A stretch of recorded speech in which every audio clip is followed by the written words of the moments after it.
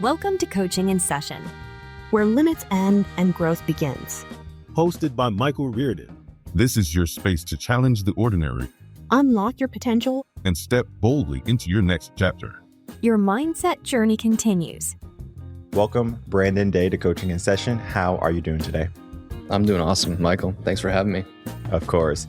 Today, we're going to be talking about your work. You are a neuro coach, and I know in the terms of neurology or the brain or just how people operate, there's going to be a lot of discrepancies in how they're living and how they will love to live.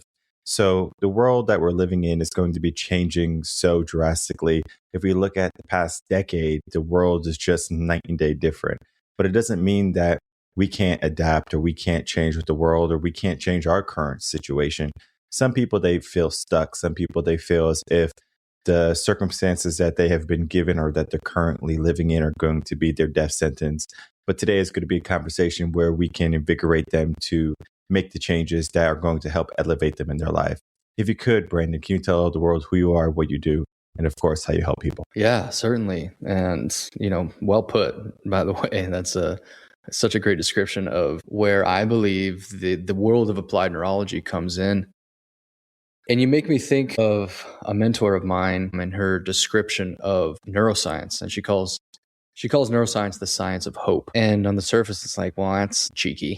But when she explains it and you get down to it, I really believe it because from my own personal experience, first and foremost, but with a lot of my clients, I tend to come up in conversation with people in their journey of healing or performance pretty far down the line, to be honest. Like, they tend to have seen a lot of people.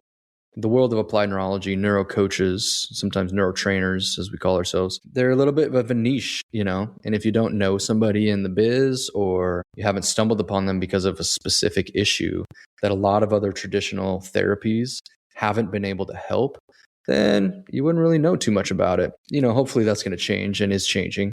It's becoming more in vogue. In my personal opinion, and many of my colleagues, like, neuroscience is the foundation for everything. We've all got a brain. We should know how to use it. And the work of applied neurology should be accessible to everybody. Like, it shouldn't be, stuck behind some ivory tower in a white coat, right? We should all be able to use these tools and actually affect brain function in a very precise and predictable way. And that's what you can do with these tools.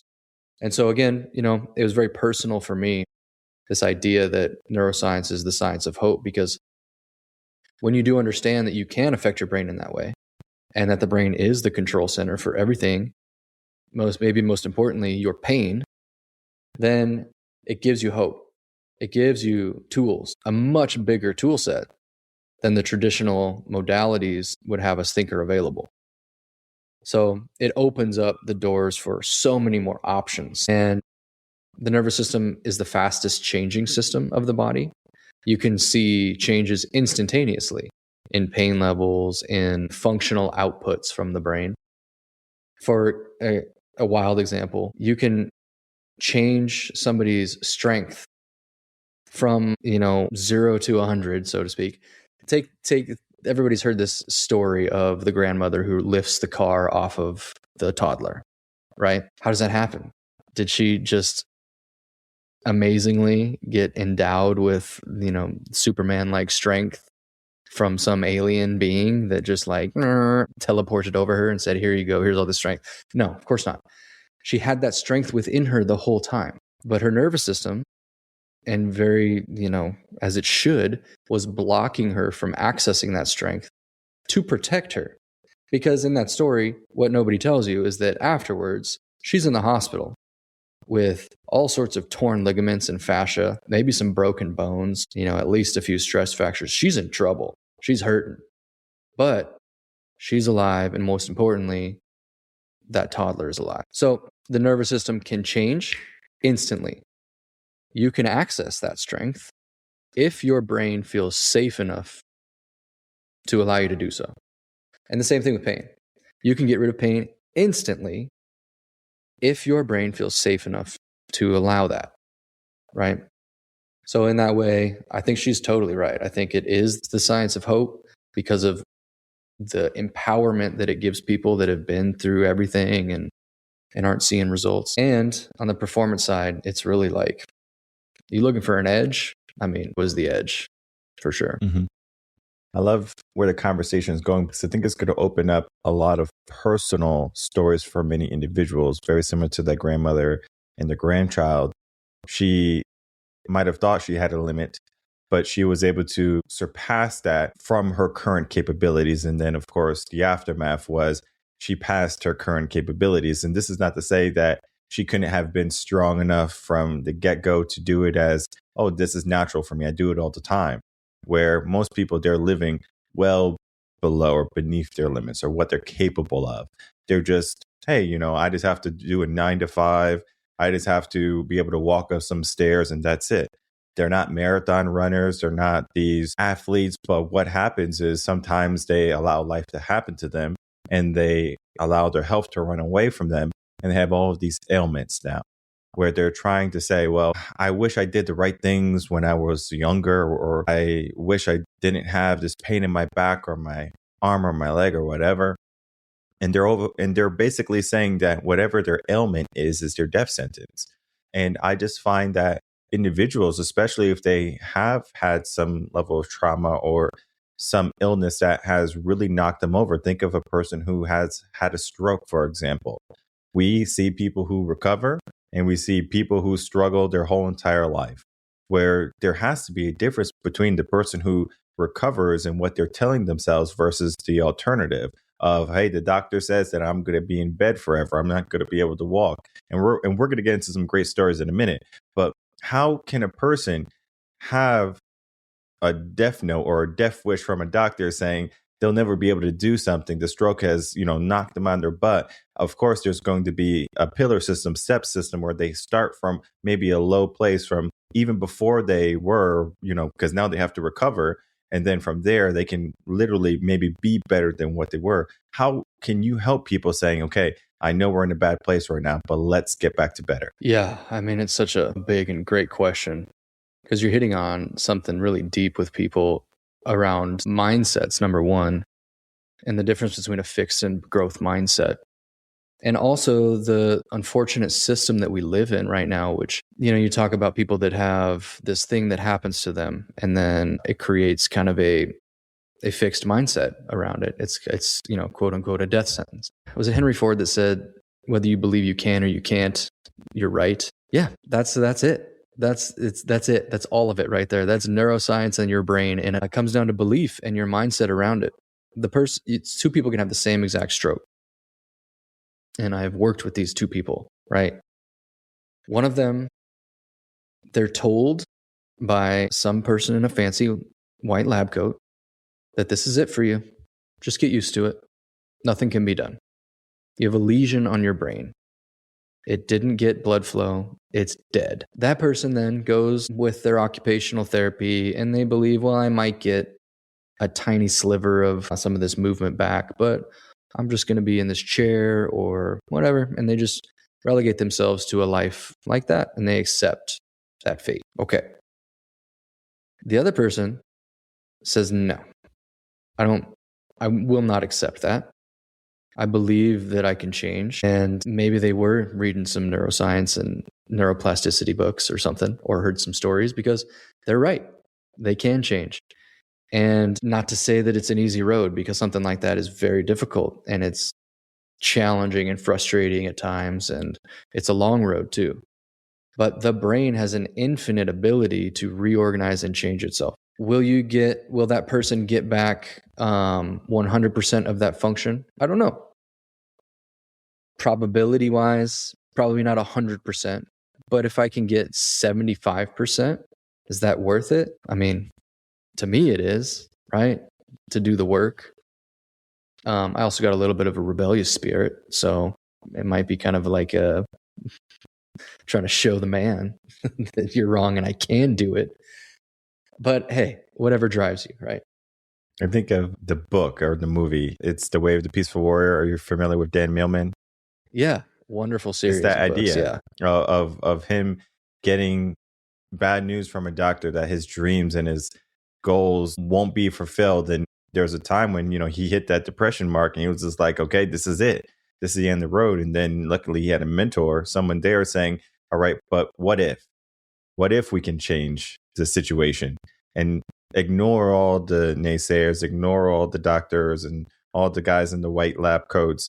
Let's look at just what you want and let's see if we can get it. Yeah, that's it. And you can't overstate the importance of that belief and that mindset, because it's really it's the well that you keep going back to when things get hard and you want to quit. Because here's the thing, like your brain is always, always, always trying to protect you, and it's always trying to conserve energy. And change is hard, and change is costly when it comes to energy. So your brain will fight it every step of the way, right?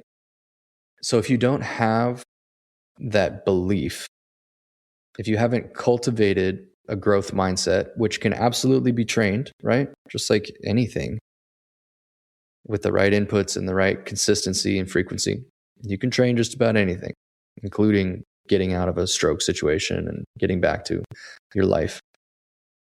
But the growth mindset's no different.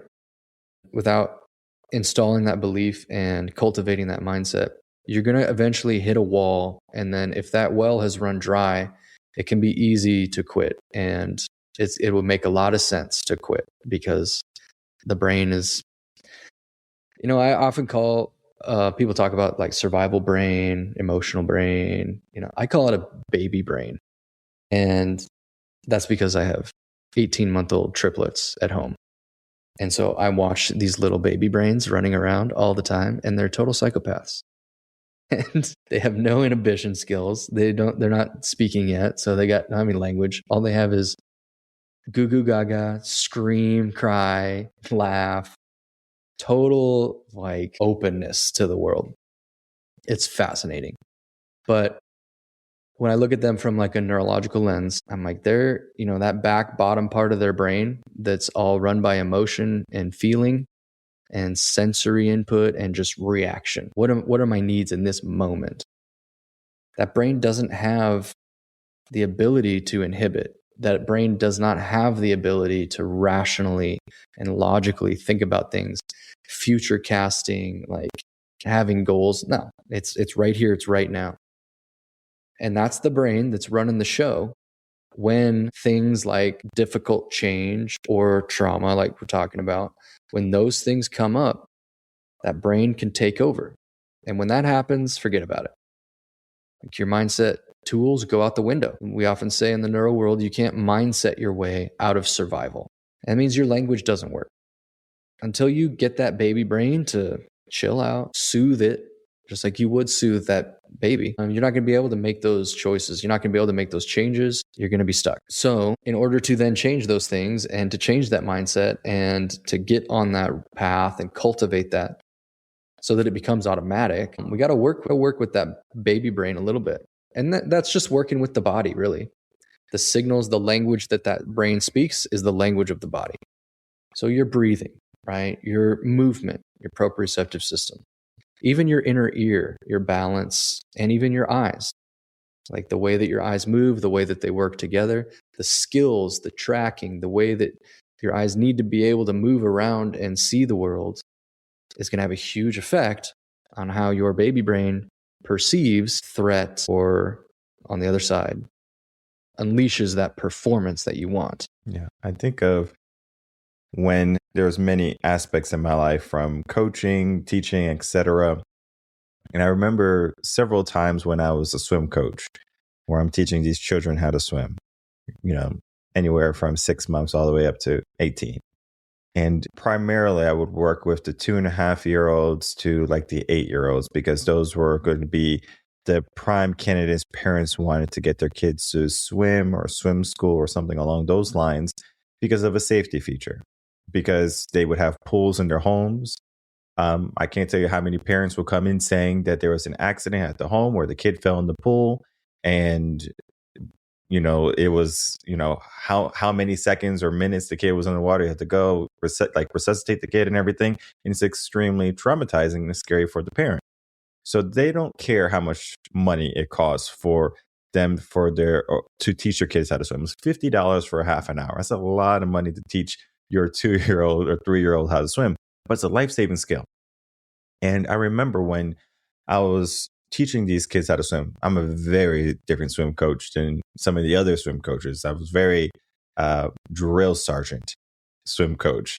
So if you came to swim, we came to swim, right? And it's so funny because they're 3 years old swimming across the pool. And eventually they start to get tired. They start to get fatigued. Their movements start to not be appropriate to what it's supposed to be. The kicks are not as strong. The arms are not coming out of the water. And then I might get them out of the, water for a second. And I'll say that I'm not tired because I understand that they're tired. I can see it, right? But the fact that I said that I'm not tired, something clicked in them where it was just like, oh, if he's not tired, why should I be tired? Because it's the same concept as if you get a trainer, if you get a coach and you're at the gym and you're doing push-ups and burpees and things like that, and they say give you 10 more or something, you in your head might say, I don't have 10 more, right? But you do 10 more because they know what you have within you. You right now are trying to stop at comfortable, where you're trying to stop and not collapsing or throwing up or whatever. Most people stop right before the goal is truly there. Think of weightlifting. You're at 6, you're trying to get 7, but it's shaking. And then you say, okay, I'm not going to go for 8, but go for 8. That's where the most growth is going to happen, where you have to have someone who's pushing you, who can see the growth within you, rather than just saying, okay, I'm going to try to do everything by myself. Because you can only go so far by yourself. You need coaches, you need mentors, you need guides, you need trainers, you need people who are going to look at you and say, I see more in you than you see in yourself. Because anyone who's had a trauma, anyone who has felt tired, it is easy to say, hey, not today. But if you get someone that says, yes, today, yes, we're going to do it, and pushes them, I know it's not easy. I know it's going to be challenging. I know it's going to be frustrating, but it's going to be more frustrating to stay in that position for your whole entire life and not do anything to change it. Yeah. You're either going to suffer the pain of growth or the pain of regret, right? And the value of mentorship and a coach cannot be overstated, like you're talking about. That's the only reason I am the person I am today. And the success that I have is because I've had great mentors and great coaches. And you're right. We've all got blind spots. It's hard to see what we can't see. And, to pepper in the neuroscience side of it, back to the whole, like, your brain wants comfort and wants to conserve energy. It's gonna use tools like fatigue to slow you down to conserve energy. We've all probably heard, there's different numbers that are thrown around a lot, but when you think you're done, you've still got 50% more, 60% more in the tank, right? There's actually some pretty interesting science done on these things, like the second wind, the third, the fourth, the fifth wind. I don't know if you've read any of the paper, I think it was like 2012, by a guy named Timothy Noakes on fatigue. The book is called Fatigue? No, it's just a journal article. I can't remember what journal he published it in, but it's Timothy Noakes is the author, and it's Fatigue is a Brain-Derived Emotion. And the whole premise is that fatigue is an emotion. It comes from your brain telling you to stop, to protect you, but you ain't done. And that's the gist of the article. And, in my line of work, we call that a threat response or a protective response. And it's basically an output from your brain that is trying to slow you down, or it's like a warning signal, check engine light, whatever analogy you want to use, that's saying danger, danger, danger. But really, it's in a nervous system and a body that is finely tuned and really functioning at its optimal capacity. It might be fairly accurate and necessary and good to listen to those signals. I'm thinking like the top 1% of the top 1% of professional athletes in the world might have a nervous system that is finely tuned to the degree that, like, when they hit like their ultimate fatigue, they are actually reaching their top, like, 99th percentile of their performance. But that's so rare.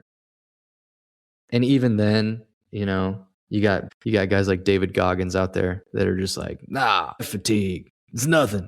It's the mind. And he's just pushing right through it just to prove that he can and running on broken legs and all that. That's another thing. That's a whole nother thing. But there's a great lesson in that for all of us, in that, it's your mind, and it's, more specifically, it's your brain giving you an output based on this idea of perceived threat. Now, you may have an old injury that is causing some threat that hasn't been rehabbed fully. And then if you keep going on that, it'll get unstable. You may have an inner ear that is not doing a great job of perceiving where gravity is as you run through the woods on this unstable trail. And the more you do that, and the more your brain has to process the world, and it starts to slow down, and you keep speeding up, yeah, that does become a threat, right? And if you fall and hit your head, that's not a good survival strategy. So what's the brain going to do? Well, fatigue might be a good option. I'm just going to give you this fatigue, slow you down, keep you safe. Maybe it'll give you knee pain. Maybe if it gets really bad, it'll make you dizzy. That'll get you to stop, right? So these are good effective strategies in a situation where maybe there is a problem. But what about when you go to sit down at your desk and this overwhelming fatigue just hits you? Is that necessary or useful? No, not really. This used to happen to me. This is a very personal story. This used to happen to me every time I would sit down, but only when I was trying to do marketing for my business. I don't know if you've experienced this, but social media was the way that coaches marketed. You had to be posting on social media 5 times a day, 20 stories a day, reach out to 100 people, grind.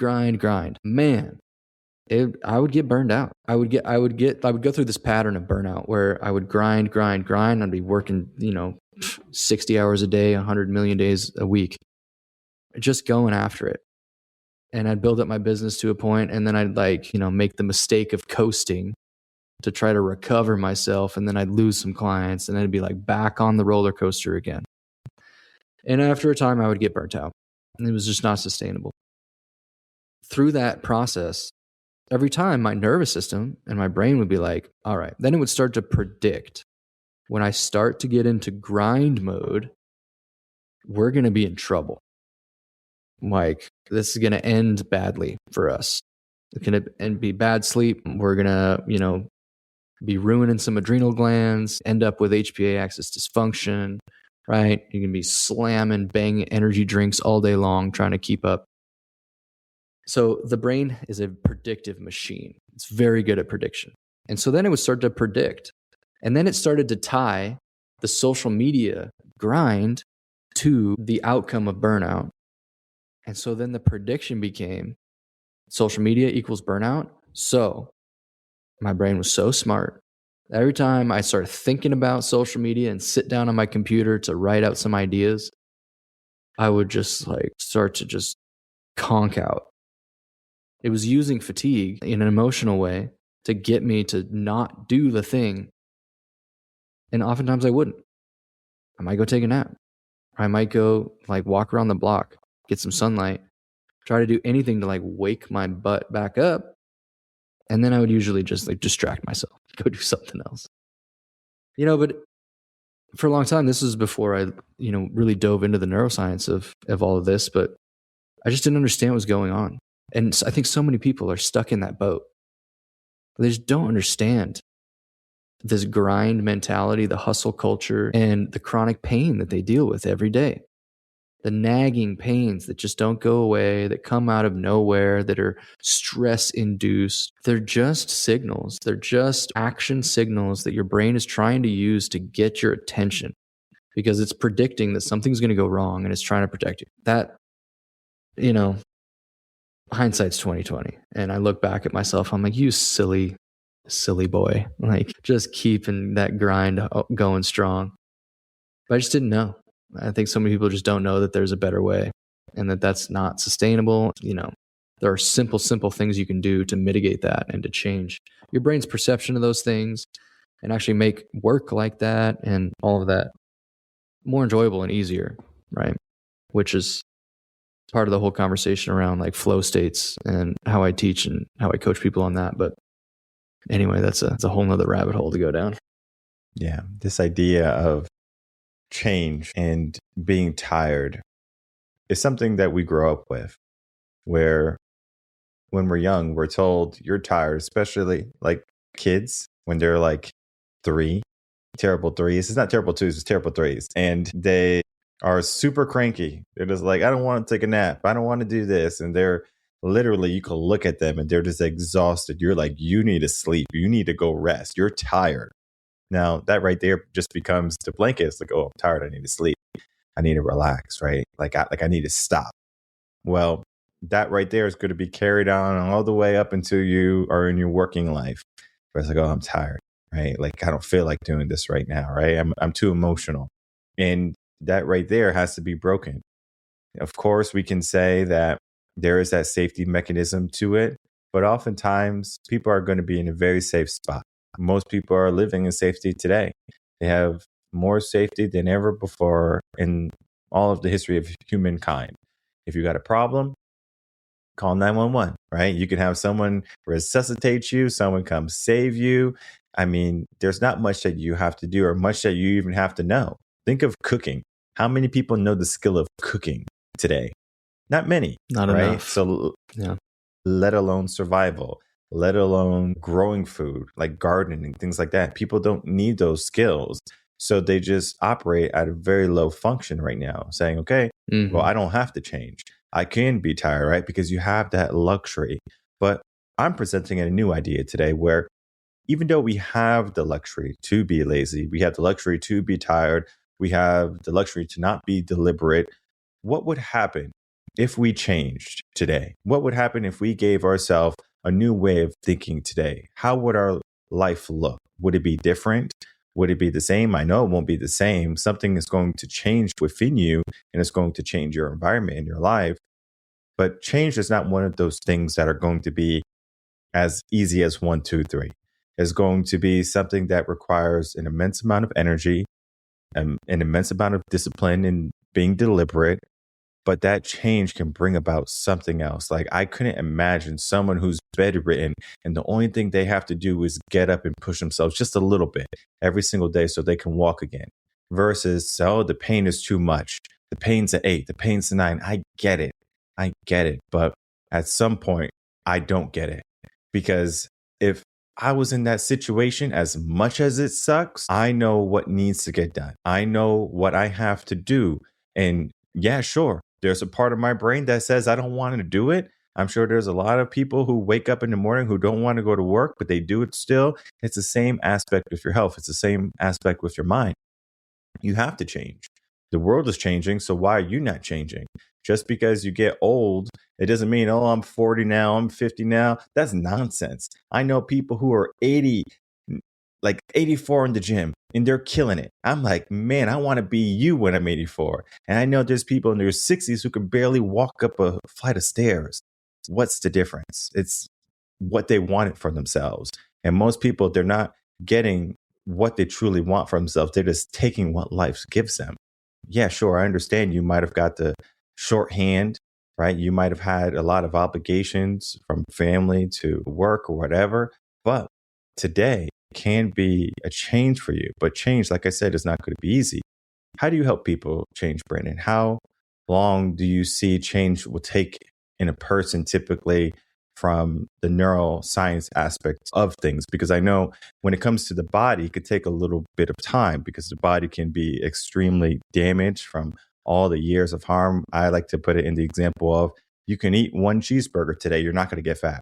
But if you do it for a year long or 2 years long, you're going to get fat. So it's the aspect of doing it long term. But in the terms of neuroscience, how soon can someone expect to see changes in their mind? Yeah, great question. You hit on so many good points that I want to dive into, but they might come up here in a second. Dive in. I'll answer the latter question first because I think it's a great jumping off point. Because that is the beauty of what we call neurotraining or applied neurology, is that the nervous system is the fastest system to change. You can get those functional changes instantaneously. In fact, I work with a lot of athletes in pain. My company's called Evolved Athlete, and the evolution part of that is that, I'm building athletes that are brain first trained athletes.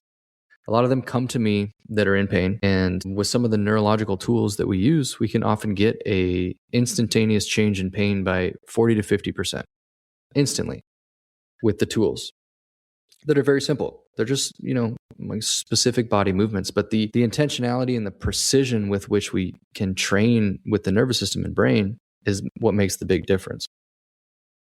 So we can get that functional change. And I say functional very precisely because functional change is like an immediate change that usually doesn't stick, because there's going to be well-worn pathways, like when you sled down a hill, like a luge. We just watched the Winter Olympics, right? The luge, the bobsled, man, those events are wild, how fast they go down that ice. But if that was just a snow-covered hill, the same track, they would go super slow, right? Because of all that friction from the snow. But the more they go down that track, the slicker and slicker and slicker it gets, the faster and faster and faster it gets. And it becomes very hard to get outside of that track. You get locked into it. That's how your brain works. The more you do something, the more it gets ingrained as a habit. So we can kick them out of that track with a new drill or a new input and change things instantaneously. But that track is still there and it's pretty greased. Now we need frequency, repetition, and intensity to get it to actually get what we call the neuroplastic change to take root, and for the brain to automatically choose the new pathway. That takes a little bit of time, right? But even so, it's a lot faster than our traditional training modalities. When you're training muscles, connective tissue, bones, and joints in the personal training world, which is where I came from, we would, assess, we'd do your measurements, we would do your strength tests, and then we'd wait 4 weeks, oftentimes longer, to then reassess those things and to see the changes that were happening. Yeah, you could get a little bit of change, like a good pump, right, from a good workout. And you might be able to even see that a little bit in the mirror and get a preview of what you might look like, if you keep going. And that's motivating. That's great. But it's still going to take weeks and months in order to see that change manifest. The nervous system, we can get that instant functional change, but we can often see neuroplastic changes start to stick after a week to 2 weeks, up to 3 weeks. We can start to see modifiable, consistent and predictable and measurable change in some of those assessments that we do, which is kind of how I built my most recent program, the 21-day breakout program. It's all about breaking the cycle of pain, getting momentum, and creating lasting change with momentum, building a self-service kind of neuro training program to get yourself into momentum and break that cycle. And it's 21 days. Because in my experience, that's about what you need to really find some momentum, right? The other question, I just left my mind. It'll come back to me. But this whole idea of habit stacking and habit change, the research goes back and forth, and the days of how much time it takes to create a habit. Some say 21 days, some say 30 days, some say 60, up to 90 days. The biggest differentiating factor, I think, with all of those, in my experience, coming from the strength and conditioning world, if you know who Pavel, I'm going to screw up his last name, Tatsuin? You know who this is? He was a big kettlebell guy, strength and conditioning coach from Russia. He's a beast in the world. He kind of coined the term grease the groove. And the idea there was that strength is a skill, like anything, and that what is really required to get the fastest results possible is greasing the groove. So going down the luge track over and over and over again until it sticks. And the biggest factor there is that you got to keep choosing that pathway. You got to tell the brain, no, this is what we want. This is the new pathway. This is it. Choose this, choose this, choose this. So it's repetition and it's frequency. So when we talk about neurotraining, when I prescribe someone quote unquote drills, which is what they call them, exercises, inputs, whatever, say I give them a breathing drill, I give them a visual drill or a movement drill, I'm like, you're going to do this 5 times a day or more. I want you to get so much frequency and repetition in that your brain has no other choice but to choose this new pathway. I'm not working out once a day for a half hour and then not hitting that muscle group again until next week. No, this is how I train my body. Also, by the way, as like I'm trying to stack up as many of these inputs as quickly as possible. So I might train, like I'll train every body part every day, right? We'll do full body workouts every day with a little bit of a variation in the load and the intensity that I attack each body part so that they can recover properly. But that's the last factor with any of this is intensity. That's the biggest lever you can pull. With more intensity, the brain has to pay more attention. With higher load, there's higher learning. So if you can toy with those variables and give your brain the right input, it changes very quickly, faster than any other system of the body. Yeah. I think of when a person goes down that path of personal development, they're going to be definitely gung-ho in the beginning. They're going to say, oh, this sounds so amazing. I can't wait to walk again. I can't wait to change my life. I can't wait to be strong or be fit. But then eventually they remember how it felt to be comfortable, how it felt to be on the sofa watching Netflix, and how it felt to literally just be stagnant. And as much as I wish I can say that it's okay to be that, to go back to that former self of you, I always say that there's a version of you that is more, that can be more, that you are not just who you are right now. There's always a version of you that's going to be better. I think of when I was 15, I was just starting out in my fitness journey. I remember my dad, he would say, well, you got to wait till you're like 15, 16 to start working out. I wanted to start working out when I was 12. But he was like, well, you got to let your muscles and you have to mature. Your body has to mature. And he's 100% correct. Where I waited and then I was able to just like propel so quickly, just like catapult into like a good body, a good mind. But of course, I had my ups and downs. I had my hills where I would start and then I would stop and then I would start and I would stop. And every single time I would start back after stopping, I go, why did I stop? And it just got to the point of don't stop. Just keep on going. And then you put that into all aspects of your life, your business, your career, your relationships. Don't give up. Just keep on pushing. Where I understand it's easy to give up. I understand it's easy to throw in the towel. You get knocked down. It hurts. You're like, wow, this sucks. The fear is there, it's so prevalent. But there's something more that is on the other side of that fear. It's on the other side of that scare. It's the opportunity. It's the glory, right? Like I couldn't imagine a person who has had a serious injury and they just stay there versus the former self of if they did the work to get out of it. I'm sure they're not going to say, well, I wish I didn't do the work so I can be back in my wheelchair and just, be a boohoo on the world again. Most people don't think that way. They are excited or glad that they went on that journey of personal development or of healing. And this is the aspect. Most people, they don't know that they can be better. So if you have something going on in your life, hell, if you know someone who has something going on in their life, definitely pass them this episode saying, you need to listen to this. And right there, it's just a conversation. And it's just like, again, chipping at the ice or just, hitting at the stone. Eventually, it's going to break. But if a person is stubborn enough, it's going to take a lot longer. If they're not stubborn, then they're going to say, I'm looking for the opportunity. And right now, most people, they're just praying for a little bit of hope. And as you said, right, it's that science of hope. And right now, if people can just get that hope, they can get that belief in themselves again. They just have to follow through with the process. And then they're going to be in a very different place.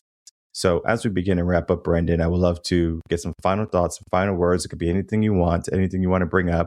And then please tell everyone how they can reach out, find you, begin working with you, or signing up for the 21-day program that you have. I'm on Instagram at I am Brandon Day, all one word. My website is evolvedathlete.coach. And you can get to my school community from there and the 21-day program from there. But if you want to go straight to school, it's school, that's skool.com/evolved. That's where I hang out most of the time, in those 3 areas. So come say hi and join the community. Community is totally free. So if there was one thing I would want to leave your listeners with, it's just that, everything going on in the world right now, there's everything that's ever happened to you, everything that you're dealing with in this moment, whether it's pain or performance issues, mindset stuff, family stuff, whatever. There's always 2 roads to take. And there is always a choice that can be made on how you perceive where you are right now. And the reality that you want is never that far out of reach. It's one thought away. If you can really grapple with that and understand that at a deep level, then you can choose joy and happiness in any moment. It's right there for you. It's right there for the taking. It's hard. It can be hard, but you have to know that that is an option always. And that should be a very empowering thing to accept. And then, like Michael so eloquently said, it's just about just doing the work then. The little things every day. There's this idea of hedonic adaptation that you made me think about, where you see it there's 2 primary groups that they've studied with this. And the big idea is that we always kind of come back to a set baseline of happiness, no matter what happens in our life. Take a lottery winner, for example. Most lottery winners lose all their money, and they end up right back where they were to start. If they were, living in poverty, they usually end up back in poverty. If they were in the upper middle class before they won the lottery, that's where they usually end up. Because that's where their baseline is set. It's their set point. Because of their beliefs and because of how they view the world and all the behaviors and actions that come from that. Same thing happens with people that have crazy bad things that happen to them. They studied I remember they studied quadriplegics, had gnarly accidents and had their spinal cords severed, and they're wheelchair bound forever. The rest of their life, they're paralyzed from the neck down, from the chest down, what have you. And you'd think that they would live a pretty rough life after that. But most of the time, they have a pretty solid dip in their quality of life and their happiness, but they come back up. And if they were pretty happy before, they find the light and they come back to that level of happiness. So what does that mean? That means that things are going to happen to you in your life, but that you have a lot of control over your perception, and you can create the reality that you want to live in. The one tool above all others that moves that set point is just gratitude. And having a gratitude practice and just appreciating things does more for your mental health, for the baseline happiness set point that you experience day to day, and for changing your life than anything else. So if I could leave your people with one thing, be more grateful. Beautifully said. One of the things I was keeping for the end of our conversation was the word performance. And the funny way I'm going to put performance, and not so much of the conversation, but the funny way of performance is we have cars that get us from A to B typically. Our car is going to get us to work, it's going to get us to school, it's going to get us to the nightclub or wherever we have to go. But imagine if that car didn't take you to A to B. It got you maybe halfway there. Now I want you to say that that car is not a car, but your body. It's not getting you to the destination. How can we get to the destination? And I want you to really think about that. What do you need to do in order to get to A to B or A to Z, however you want to consider it, your destination, right? You don't want a car that's going to break down before you have to go to an important meeting, or if you have a graduation to attend to, you don't want to deal with the problems. You don't want to get into an Uber and your Uber is going to your destination. All of a sudden, they say you have to get out and push the car. You don't want that, right? Nobody does. They want to get to their destination. In life is the same aspect. The mind is the same aspect. What do we need to do to get to that destination? It's so important to understand. And I encourage everyone to check down in the description box below. All of Brendan's links are going to be there. You can learn about what he's doing, how he's helping people, not just performers or athletes, but people who want to elevate themselves, because at some level, we all can be great performers. We can all be top performers. We can be the top 1%. It's not allotted for a specific group of people. It just is allotted to the people who want to do the work, who will put in the dedication, who will put in the hours, who will continue even when they get tired. The fatigue doesn't matter. The stress doesn't matter. Your past traumas don't matter. The only thing that matters is what's next. So I ask you, what's next today? Sure, you could reach out, but are you going to keep on with it? Are you going to make sure you are 100% done, where you're like, wow, it's night and day? Some people are going to start. Some people are going to quit along the way. But you don't have to worry about the people who fall behind or the people who are not going to do it. Worry about you. Don't compare yourself to anyone else. Compare yourself to you. And so that you can look back in 5, 10, 20 years and you can say that I'm happy I began. I'm happy I took the dive. I took the leap. It could be full of fear right now, but on the other end, it could be full of opportunities and possibilities. So, Brandon, I do want to thank you for coming on, spending some time talking about your work, sharing some of your stories, and then the work that you're doing helping people. My pleasure. Thank you, Michael. Appreciate it.